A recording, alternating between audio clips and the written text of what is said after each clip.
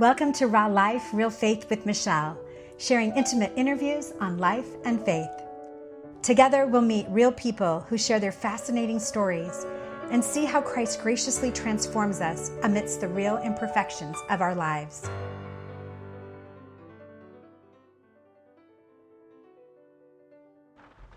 Hey everyone, this is Michelle with Raw Life, Real Faith, where we know in God we are strong. In 1 Samuel 17, a story of faith and courage unfold. David, who was a shepherd, was hand-chosen by God to do his works. David knows what it's like to be a true survivor. He was a young shepherd and he was fearless. He also trusted in the Lord. The Lord, who delivered me from the claws of the lion and the bear, will also keep me safe. With his sling and 5 smooth stones, he won a battle against the Philistine who had a shield, a sword, and a spear. You can read the gripping details of this right in the Bible. Today, we are going to meet Stephen. Stephen has had a few battles of his own, and he renewed his Catholic faith and ultimately found peace. He grew up on the tough streets of Belfast in County Antrim in Ireland. Our show today, a 49-year-old Irish man goes to confession after 25 years. Let's start with the prayer. In the name of the Father, the Son, and the Holy Spirit, amen. We often want to fight our own battles, but it is with you alone, O Lord, who makes us victorious.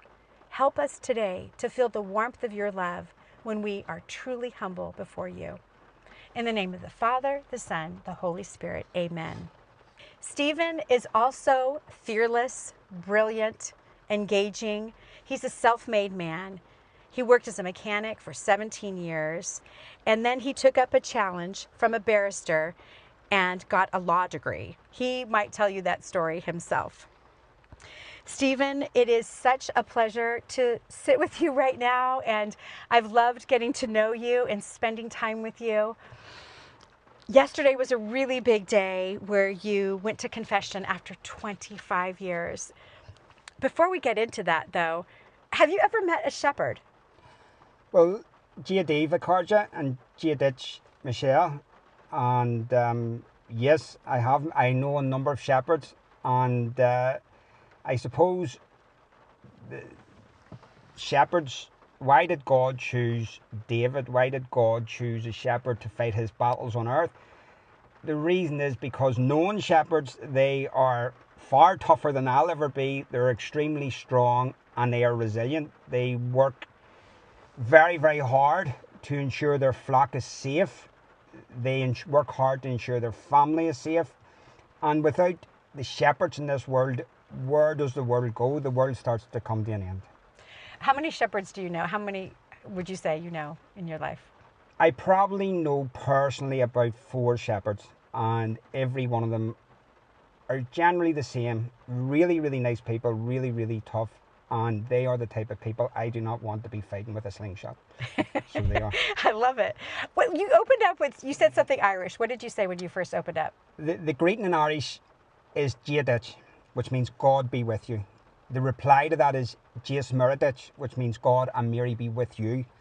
This has been here for so long now, and unfortunately, certain elements in society are wanting to take this away. And I hope that people stay with it, they use it, because it's one of the nicest greetings you'll ever have. Oh, it's beautiful, and thank you, and yes, God and Mary be with you. I love it. Beautiful. Did I say that right? Perfect. Okay, great. Okay, so yesterday, big day. You went to confession after 25 years. What motivated you? What was it like? What did it feel like? Just tell us. Yeah, yesterday, Michelle convinced me to go to confession in probably one of the nicest places on earth. We met one of the nicest priests you'll ever speak to, and it was a really unbelievable experience. And what I mean by that is because I've been really wanting to go to confession now for 4 years, and you'll use every excuse not to go to confession, every excuse. So with a wee bit of push and a wee bit of shove, I went. And what does it feel like? It feels like you've got the weight of the world taken off your shoulders. So why is that? Why do you feel that way? Because you're given the opportunity through another human being to speak to God. And it's God is giving you absolution for all what you have done in your previous whatever. So what emotionally, I know you're more of a tough guy, but what happened? What happened to you on your tender side, would you say? Okay, well, first of all, I want to put the cards on the table. In regards to being a tough guy, I'm not a tough guy. I'm afraid of mice, right? So I'm not. You're afraid of what? Mice. Mice. Skinny wee Mickey Mouse. Him and his friends. When they come along, I run, right? So there's no toughness about me at all. But I understand what you're saying. Yes, growing up in the streets of Belfast, you grow up in a time when life is worthless because people decide to take it, and you have to learn to deal with that. You have to live in that sort of environment. So for that reason, you could argue, yes, there's a bit of toughness there. And throughout your life, because of things that happen out of your control, you blame God, you walk away from God, and you say, I don't need you anymore, God, because you have let me down, or I've let you down, or whatever it happens to be. So confession, which is probably one of the greatest things that you can be offered, is just put to the back. You forget about it. You say, well, that's no good to me. I don't need that because I don't need God. And that's what I've done. And, throughout my life, I felt that God has let me down, but realistically, I've let God down. And not going to confession is probably one of them great examples where you're letting God's give you this opportunity. You do not have to spend 20 grand on a psychiatrist. You do not have to go and see a therapist. You go and see the priest. You say to the priest, I've done this, and I think I need your forgiveness. And that's what confession offered me. So yes, reluctantly, and there was hurdle after hurdle put in our way, but we kept at it, and we got there. We waited quite a while for the priest to come in this lovely friary, and if I'll not give the name, but it's probably one of the nicest places on earth. I don't want 2 million people flocking to this friary just in case, because the roads aren't good enough. But it was an outstanding place, and it was a really nice experience. When you've left, you are 2 ton later, which is impossible because I don't weigh 2 ton. So why is that there? And it is the power of confession, and there's no point listening to me. Give it a go. So it's been what, 24 hours now. You came out, you had this time with the priest, it was meaningful to you, and then first you experienced that, but now 24 hours later, from my conversation with you, it seems that there has been even a little bit more happening in you. How do you think that's sitting in for you right now? Yeah, I mean, when you go to confession, you can leave and say, well, there you go. That's me. I've confessed all my sins. Let's start all over again, and let's start sinning, because I'll go back the next day. But that isn't what you should be doing, in my opinion. What happened with me, and maybe because I'm a bit older now and a bit more mature, what you do is when you leave that confession, and I didn't tell the priest specifics of all my sins, because I didn't want him to hit me a punch in the face. So I didn't, to avoid the punch in the face, I didn't, and you cannot hit a priest back no matter what. So I didn't want to get into a fist fight with a priest. So what I done was, I didn't go specifics. I gave it the wide berth and let the priest, and the priest knew that you're not telling specifics. So that's that job done. The priest has done his job, and the priest absolves you of your sins, and he gives you your penance. You deal with that. But after that there, and I think that's what you're talking about, Michelle, is what happened after that there. In my case, what worked for me was I thought about what I didn't tell the priest, and what was I talking about when I was talking about this stuff. Because again, and this is like anywhere in the world, but let's say Belfast is an exaggerated form, hatred and anger, all them things come almost natural to you because you have to behave that way. And we were having this discussion with Michelle where we have swords and shields. You have that shield up and you're protecting yourself, and to do that there you need a level of aggression or a level of anger, and that's what you think you should be doing, which that is not what you should be doing. Because you say, if I stayed with God, if I prayed, would this work? And of course you say, no, I live in the physical world. God can't protect me from a gun or 4 people who want to beat me with a baseball bat or shoot me or whatever. God can't protect you from that. But can he not? I don't know. I never took that option. So you think about all this here stuff, and so I could walk away from that confession and say, right, here we go. Time to start sinning again because I'm being absolved from all my sins. But that's not what you do. You reflect, you think about what you didn't tell the priest and what exactly were you talking about. The more you do that, the better you start to feel. And it's, don't get me wrong, it's hard because you put a bit of pressure on yourself and you have to take it on the chin. No different than a boxer. Sometimes you lose a fight and you have to lose this fight because you have done wrong. You've done wrong with God and you've done wrong with yourself. And to say that it wasn't my fault is the easy option. Take it in the chin, think about what you've done, and then really go for the confession. Wow, that's a great visual. I can see all of it and I love it. I love it. Well, what do you think? Okay, what do you think God's telling you right in your life right now? God is telling me, Stephen, you've had it. He's not going to lie to me. There's times where it's been a wee bit rough. So I'm not saying, like, despite everything, I've got through, and you know, you get through. And I haven't had it any worse than anybody else, and I'm not saying I have. I've had so many blessings from God that I'm actually feel really guilty now because and that's, I know God doesn't judge me, so I don't, but I should feel guilty because I've had, let's say, I'm not going into specifics, but I've had at least 10 attempts in my life, and for nothing that I've ever done, mainly because of my faith, right?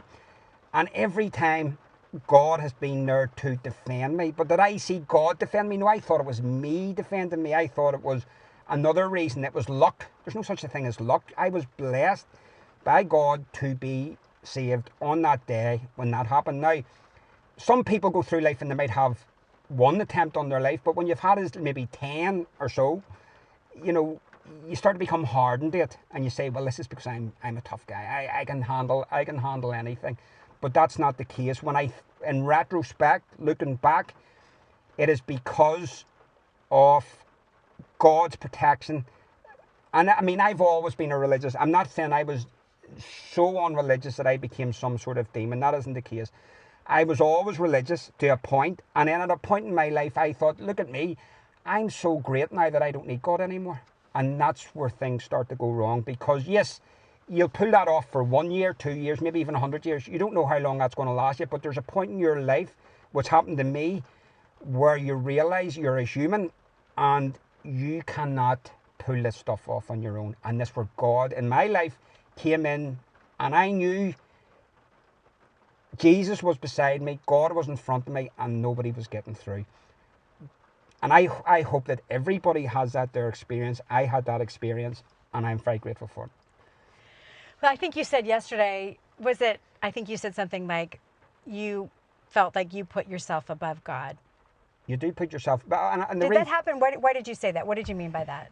The reason I felt that way is because, let's say, and I'm not being boastful here, but in relative terms, I done okay. The job I achieved was a very unusual job for a Catholic. I know it's hard for people to understand, but I grew up in a very sectarian society where Catholics weren't allowed to do too much. We were given the most pitiful of jobs, pitiful of wages, and you'd very little power unless you really worked hard or you worked for yourself. So I done all that there, and I got to this place. At that time in my life, I was a religious person, and I prayed a lot, and I went to church, and I got to these high achievements. So why didn't I turn around and say to myself, well, how did you get here? You've prayed a lot, you've went to church, and you're here. So who got you here? And then instead of saying, well, funny enough, I used to speak to this person every night, I spoke to this person every week, I says, no, it was me. And it probably wasn't me. So, as Michelle says, during my time as a mechanic, and I was fairly good at it, and I was working on fairly nice cars, I got speaking to a barrister who he had a very prestigious car, and he had a love for cars. So when I used to leave him into town when he was getting his car fixed, he wanted to know everything about cars. And I would have told him this, and I would have tried to explain to him, but he couldn't understand the car because his love for cars was more important than his job as a barrister. Now, I knew this person was one of the most renowned barristers in Belfast at the time, an excellent barrister. And at the time, a barrister in Belfast wasn't like a barrister anywhere. A barrister is a lawyer that speaks to the judge. So you're dealing with state murders, state collusion, state corruption. And this man was the man fighting that battle every day. And, you know, I'm being a wee bit hard here when I say about shepherds, but he was like the David of the legal profession.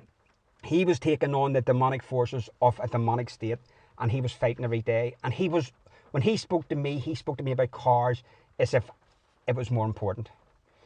So then there was a challenge or something happened. We had a really good relationship. So we were able to talk to each other like, instead of a barrister and a client or a barrister and somebody, he was speaking to me as an equal, which is unusual for barristers, because barristers unfortunately, they fall from grace and think they're above God and above everybody. This man didn't behave like us. This man appreciated the fact that I knew so much about cars. And he said to me, you know, and I said, oh, you should give it a go. You should get an old car, and if for therapy, you're for a high pressure job, get yourself an old car, put it in the garage and use the old car for your therapy and use it for a way of getting away from the legal world. And he says, no, he says, my attitude in life is, you know, he says, I know I'm good at what I do and you're probably good at what you do, but I wouldn't be good at what you can do, and you wouldn't be good at what I can do. And I says, what makes you say that? I says, I think I'd be fairly good at your job, but I also understand that you may not be good at my job, because my job takes ability to work with physical force and mechanics and all that type of stuff, and it's a higher level of intelligence. And he said this as a joke. And he says, what did you say? I says, well, you know, to be a mechanic, it takes a very high level of intelligence. To be a barrister, you need to be a good liar and a good talker. And we can all do that naturally, especially with drink in our system. And we had this joking conversation. He says, well, I'll tell you what, if you think you're so big shot, you go and get yourself a law degree. And I says, well, that's okay, I'll get myself a law degree, but go and you get yourself a vintage car and let's take the engine out of it. And so we set each other challenges and in a joking way. And again, we had a very good relationship, so I dropped him off and we were laughing about it. And at that time, I'd studied, as well as being a mechanic, I'd studied sort of high level, the academic side of mechanics too. And one of the things was law and the motor trade. So I thought to myself, you know, at the time I was also going through a battle of sectarianism. I worked in a place that was highly sectarian and people were sort of anti-Catholic. So I thought to myself, well, here, if I go down this law route, I'll be able to protect myself legally and stuff like that. So I seen it as another thing of armour. And he also had interest in it. So I thought to myself, yes, I'm going to take him his challenge. And I actually went there. And my idea was that I could be a lawyer too. And yes, I went and I done the law degree. And not only did I do it, I became out with first class honours. And my challenge was, unfortunately, again, not being humble, being prideful and saying I'm going to beat everybody in this class who's a grammar school educated child, so I can show them that I can beat you at anything, which wasn't right. That was a prideful thing to do. And again, at this point, because I was getting so full of myself, I was starting to walk away from God at that point for the first time. Oh, that was the first time you started walking away from God. Yes, because when people go to universities, with retrospect, universities are almost places where the devil walks through every day of his life, and he loves it because he is telling people every day. It doesn't matter what you're studying, for some reason, and I don't know, I haven't looked into the reason. And now that I have more experience with universities, they are riddled with people who are just walked away from God, and they think, oh, listen, I've got a PhD, or I've got a degree, or I've got a master, so I'm smarter than God. A degree, a master's, and a PhD are nothing. They're bits of paper where you've studied for 3 years on a certain... That's it. No more. It's no better, no different than me being a mechanic. I studied to be a mechanic. I can fix cars. No big deal.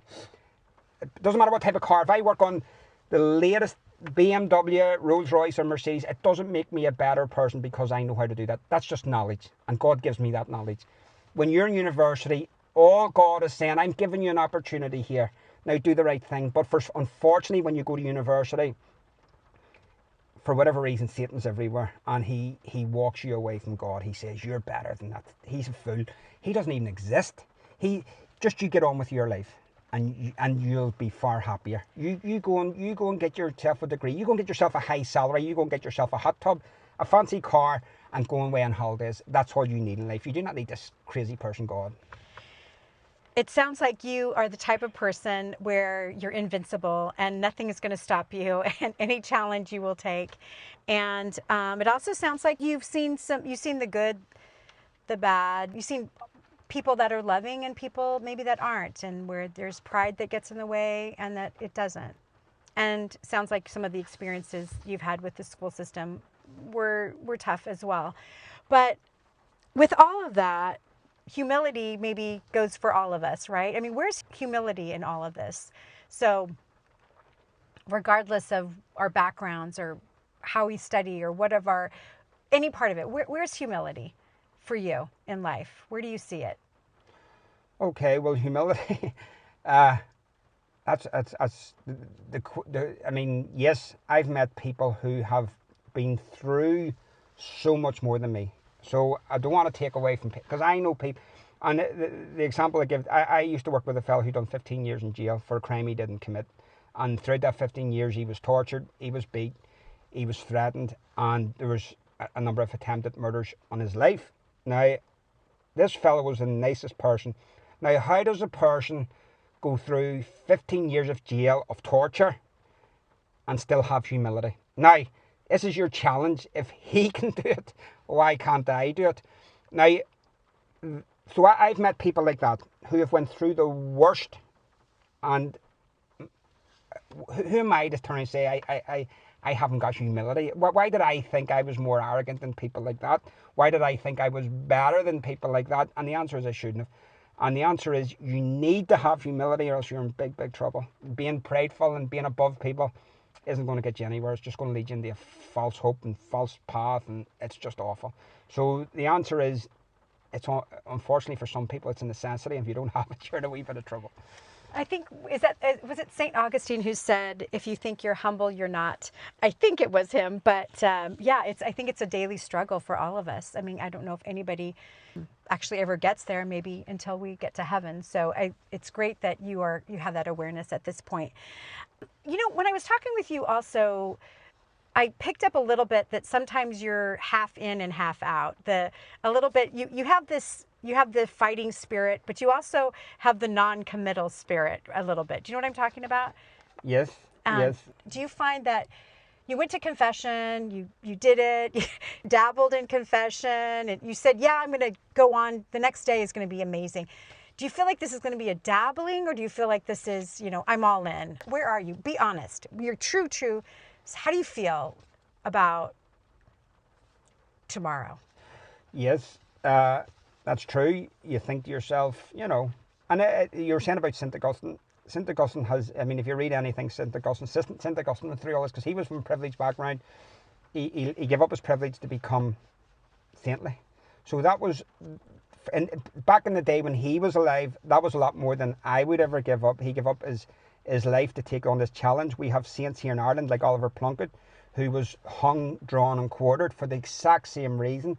The Plunkett family, who are based in County Louth in Ireland, have been tormented. They were tormented by the government for years because of their Catholic belief. But if you read about Oliver Plunkett, you'll understand that, we are all set these challenges. You're walk away, and you either do, you don't. So yes, am I going to dabble? I hope not. I hope that, I've got the stage. Maybe it's age. Maybe it's just experience that I can do more than just dabble, and I would never turn around and say, yeah, that's me, I'm sorted now, I'm going to live in the way of God, and that's me. I don't think anybody should ever do that. I don't think even the saints ever done that. They knew every day there was going to be temptation, there was going to be hardships, and you have to try to remember days like yesterday where you go to confession and everything's great, that there will be hard days, and you need to stop and think before you do anything really bad or anything awful. Say to yourself, right, hold on a wee second here. Satan is right beside me here and he's tempting me here. Think of the priest, think of the confession, and I would say pray to God. And I wouldn't say, yes, that's me, I'm sorted, everything's okay. It's not the case. Every day is going to be a wee bit of a challenge, and you have to sort of remember what you need to be doing. And if I think Michelle has a good way of dealing with this. You have a prayer ready to, almost like your defence. And instead of using maybe your fists or whatever part of the world you're living in, where you think it's your big guy, if you think you're a big guy walking about with a gun in your hand, if you think you're a tough guy because you've got 4 people behind you who are tougher than you, and you're going to bully people, don't do that. God's stronger than them 4 people. He's stronger than that gun. Use him. Just ask him for advice and have a prayer ready to say, well, listen, I'm a wee bit stuck here. I need a wee bit of a hand. What should I do next? And, hopefully it comes to you, and hopefully you do the right thing. That's beautiful. That's wonderful. I love talking with you. I could talk with you for hours. Oh, actually, I have talked with you for hours. We have had such a great time together. What do you think God has left for you to do? What does he want from you? What's he saying to you? I don't know. I mean, we all know the world's going in a strange direction at the minute. And I think it's going to get to a stage where there's going to be, just like a seesaw, there's going to be a balancing act to be done. And God is going to rely on people on earth to bring it back without absolute madness kicking off. And I know a lot of people are panicking that, this is going to happen, the end of the world and all this type of thing. But because of age, you've seen this before, we've seen this in the 1970s. I would say to people, I think God will do what he's going to do with you, and to go down that path of try to follow that path. That's all I don't know. I'm not meant to know what God has for me. I'm not meant to know the future. And I hopefully learn to go with it when it comes my direction. What's something like, before we close, what would you like to add or say? No, I would just like to add, give it a chance. Give it a chance. Don't be saying, I'll do it tomorrow. I'll do it in 4 years. I'll do it in 20 years. Do it tomorrow, because you just don't know what's going to happen on the Monday. If you've got this urge or this feeling that you want to go to confession on a Saturday, there must be a reason for it. You don't know what's going to happen on the Sunday. Go to confession when you can, and don't leave it too late, because a lot of people do. I love that. Thank you so much. Jesus makes things pretty clear with us. In John 5:14, he says, "Behold, thou art made whole. Sin no more, lest some more worse things happen to thee." It's really, I don't meet a lot of people from Belfast, and so talking to you is the real deal, and you have lived a full life. I think you're very authentic, you're very true, you say what you think, there's nothing filtered about you whatsoever, and all of us will be inspired from how you live your life and what you've just done very courageously. So thank you so much for being a guest on this show. For everyone else, this is Michelle with Raw Life, Real Faith, where we discover we are invincible only through Christ. I'll sign off now from the beautiful Ireland to everyone, and have a beautiful day.